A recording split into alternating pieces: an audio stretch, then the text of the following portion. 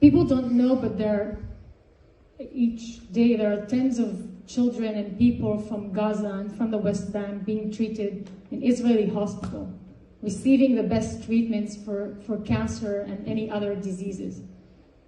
Israeli Jewish volunteers drive the parents back and forth from Gaza or from the West Bank. The niece of Ismail Haniyeh, who is the leader of Hamas, who is the brain behind this attack, she was hospitalized for a few months in Israel, just recently. We give the best possible treatment for everyone. And you know Judaism really values lives, right? Like, what is the first tenet? It's like, al tirtzach, right? Like, don't kill. We value life. We value human life.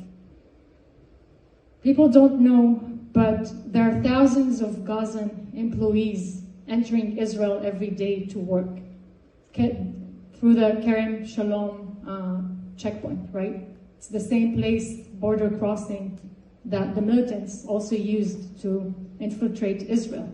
Thousands of them. They're working in Israel every day.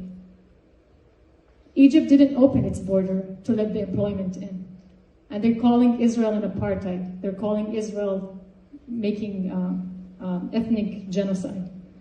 And this point is actually like puzzling for me, because 25% of the Israeli population is actually Arabs. Most of them are Muslims. More than 20% are Muslims. I'm one of them, right? And so and the Arabs in Israel are getting like equal rights, right? Like they're citizens for everything, getting welfare, education, healthcare, anything that a Jewish citizen would get.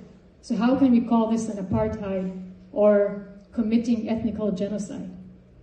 And just as a personal story about myself, my mother, I was born to a Bedouin family. Bedouins are nomadic Arabs. Only 3% of them finish high school. My mother is penniless and illiterate. She doesn't know reading and writing because her parents didn't believe that women have the right to go to school. They should be on the fields and herd the sheep. Israel, after it was founded, it forced all children to go to school.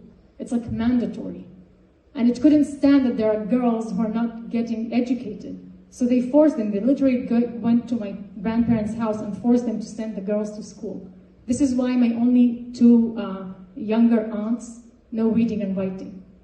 If not Israel, today, probably I wouldn't be alive because I also got death threats from my uncles. Because I was also the first ever Israeli Bedouin fashion model. But obviously he could not kill me because like we're in Israel, right? Like it's not, like Israel protects women.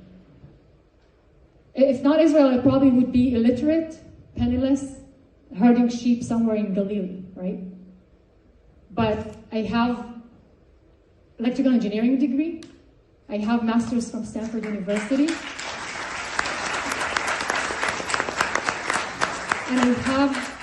And I have my rights to live my life the way that I wanted to live them, right?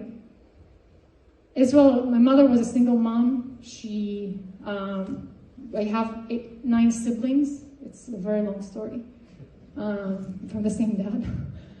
And we lived on welfare. Israel gave us everything that it could give us, even though we were Arabs. And people are talking about apartheid and ethnical genocide.